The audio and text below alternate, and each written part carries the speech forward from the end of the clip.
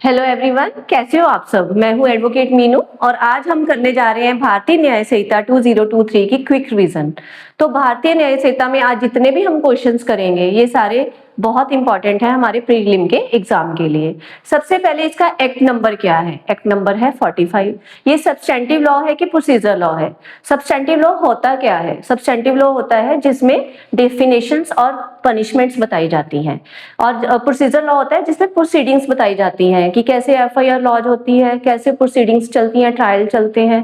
तो हम कह सकते हैं कि सब्सटेंटिव लॉ एक डेस्टिनेशन है और procedure law way to reach the destination है। और इसके टोटल चैप्टर कितने हैं? 20। टोटल सेक्शन कितने हैं? 358। इसकी कमेंसमेंट डेट है 1 जुलाई 2024 और इनेक्टिंग डेट है 25 दिसंबर 2023। अब कमेंसमेंट डेट और इनेक्टिंग डेट में क्या डिफरेंस है? कमेंसमेंट डेट होती है जिस दिन होल ऑफ इंडिया ये एप्लीकेबल हो जाता है, और इनेक्टिंग डेट होती है जिस दिन प्रेसिडेंट असेंट देते हैं और ये बिल से एक्ट बन जाता है। अब हम इसको लर्न करेंगे चैप्टर वाइज और इसको क्विक लर्न करने की कोशिश करेंगे। Chapter 1 preliminary, section 1 to 3। जितने भी हमारे लॉ के बियर एक्ट है, सबसे पहले उसका जो चैप्टर होगा वो प्रीलिम होगा, जिसमें उसका नेम बताया जाएगा कि मेरा नाम क्या है, मैं कहाँ से आया हूँ और मेरी ज्यूरिसडिक्शंस क्या हैं। Next chapter 2 punishment, section 4 to 13, जिसमें सारी पनिशमेंट्स बताई गई हैं कि मैं कौन कौन सी पनिशमेंट्स आपको दे सकता हूँ। Next chapter 3 general exception, section 14 to 44। अब जनरल एक्सेप्शंस क्या है? जिसमें एक पर्सन को प्रोटेक्शन मिलती है फ्रॉम क्रिमिनल लाइबिलिटी। लाइक कि कोई पर्सन कोई एक्ट करता है विदाउट एनी क्रिमिनल इंटेंशन, तो वो इसमें आके इम्यून हो जाएगा, उसको कोई पनिशमेंट नहीं मिलेगी। और अगर कोई हम अपने सेल्फ डिफेंस में कोई भी एक्ट करते हैं तो यहाँ पे प्राइवेट डिफेंस के भी सेक्शन मेंशन है। Next chapter 4 abetment criminal conspiracy attempt, section 45 to 62। अब अबेटमेंट क्या होती है? अबेटमेंट मीन्स किसी को इंस्टिगेट करना। लाइक आंचल और रिया दोनों आपस में झगड़ा कर रही हैं और मेरी कोई इल विल है रिया से। मैंने क्या किया? आंचल को प्रोवोक करके उसको पिस्टल पकड़ा दी और उसने ग्रेव प्रोवोकेशन में क्या किया? उसको मार दिया। तो मैंने क्या किया? मैंने अबेट करा।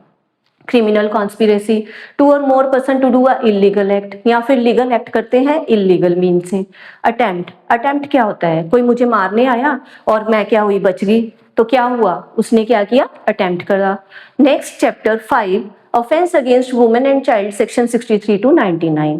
अब हमारा जो कॉन्स्टिट्यूशन है आर्टिकल 15 क्लॉज 3 वो क्या बताता है कि हम वुमेन्स एंड चाइल्ड के लिए स्पेशल प्रोविजंस बना सकते हैं। यहाँ तो फुल फ्लेज चैप्टर बना दिया। इनके लिए तो कुछ स्पेशल एक्ट भी बने हुए हैं, जैसे चाइल्ड के लिए पॉक्सो एक्ट बना हुआ है, जुवेनाइल जस्टिस एक्ट बना हुआ है, और वुमेन्स के लिए डोमेस्टिक वायलेंस एक्ट बना हुआ है, इंडिसेंट एक्ट बना हुआ है, sexual harassment in work place act बना हुआ है। नेक्स्ट चैप्टर 6 आ गया offence against human body, section 100 to 146। अब इसमें क्या क्या कवर अप हो सकते हैं? इसमें murder, culpable homicide, hurt, grievous hurt, kidnapping, ये सारे क्रिमिनल फोर्स इसमें कवर अप होते हैं ऑफेंसेस। नेक्स्ट चैप्टर आ गया chapter 7 offence against state, section 147 to 158। अब देखो वुमेन्स पे क्राइम हुआ, ऑफेंस हुआ, उसके बाद उसने क्या किया? बॉडी पे कर दिया, फिर क्या बची? स्टेट। अब स्टेट पे भी हो गया। जब स्टेट पे ऑफेंस हुआ तो क्या हुआ? हमारी तीनों फोर्सेस जो है इकट्ठी हो गई। तो नेक्स्ट चैप्टर हमारा वही बताता है, chapter 8 offence relating to army, naval, air force, section 159 to 168। Next chapter है 9 offence relating to election, section 169 to 177। अब देखो आर्मी, नेवल, एयरफोर्स इकट्ठी हुई तो हमने क्या किया? हमने कहा लगते हाथ इलेक्शंस ही करवा देते हैं, तो हमने इलेक्शंस करवा दिए। अब आपको पता है जब इलेक्शंस होते हैं तो क्या मनी तो चलती ही चलती है। तो नेक्स्ट चैप्टर हमारा यही कहता है, chapter 10 offence relating to coin, currency note, bank note, government stamp, section 178 to 188। अब करेंसी नोट का हो गया, करेंसी मिल गई तो क्या किया उन्होंने? अनलॉफुल असेंबली बना ली। Chapter 11 offence against public tranquillity, section 189 to 197। ये जो चैप्टर 11 है, जो हमारी भारतीय नागरिक सुरक्षा संहिता चैप्टर 11, उसमें भी एग्जीक्यूटिव मैजिस्ट्रेट इसका प्रोसीजर चलाती है। कौन से सेक्शन है? 148 to 151। अब उसके बाद जब अनलॉफुल असेंबली बनी तो क्या हुआ? पब्लिक सर्वेंट आया। पब्लिक सर्वेंट को हमने क्या किया? या तो ब्राइब देके उसको रोक दिया, या फिर हमने कहा कि तू अब अपना जो काम है उसको मत कर। तो जितने भी ऑफेंसेस हैं कि जो पब्लिक सर्वेंट नहीं करता, हमारे फेवर के लिए होते हैं और पब्लिक सर्वेंट की ड्यूटी होती है, वो नहीं करता, तो वो सारे ऑफेंसेस इसमें आते हैं सेक्शन 198 to 205 में। अब पब्लिक सर्वेंट कहता है कि नहीं जी मुझे नहीं करप्शन करनी, मैं तो आपको रोक रहा हूँ, मत करो अनलॉफुल असेंबली या कुछ ऐसा काम मत करो जो कि पब्लिक के अगेंस्ट है। पर आप नहीं माने, आपने उसके साथ क्या किया, डिशुम करके उसको मारा, उसके ऑर्डर को नहीं माना, तो क्या किया आपने, कंटेम्प्ट कर दी, contempt of lawful authority of public servant, section 206 to 226। अब पब्लिक सर्वेंट ने क्या किया, आपको कोर्ट के पास पेश किया। Chapter 14 false evidence and offence against public justice, section 227 to 269।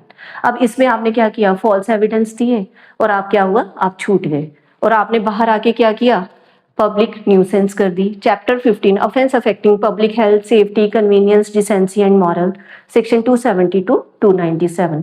अब इसमें क्या है, इसमें 5 चीजें हैं जिसपे आपने ऑफेंस किया पब्लिक न्यूसेंस की। इसके जो सेक्शन 91 है हमारा सीपीसी का, उसमें भी पब्लिक न्यूसेंस का सेक्शन है और टॉर्ट्स में भी बताया गया है। और इसका जो प्रोसीजर है वो चैप्टर 11 जो हमारा बीएनएसएस है उसमें इसका प्रोसीजर चलता है, जो कि सेक्शन 152 से चलते हैं। Next chapter 16 offence relating to religion. अब वहां पे क्या हुआ, हमने पब्लिक न्यूसेंस की तो हमने कहा कि अब रिलीजन पे भी ऑफेंस कर ही देते हैं, तो सेक्शन 298 to 302 में जब रिलीजन पे भी कर दिया तो क्या बचा, हमारी प्रॉपर्टी, तो उसने ऑफेंस कर दिया। Chapter 17 offence against property, section 303 to 334। इसमें क्या क्या कवर हो सकते हैं, इसमें थेफ्ट, एक्सटॉर्शन, रॉबरी, डकैती, क्रिमिनल ट्रेसपास, मिसचीफ, ये सारे इसमें कवर अप होते हैं ऑफेंस।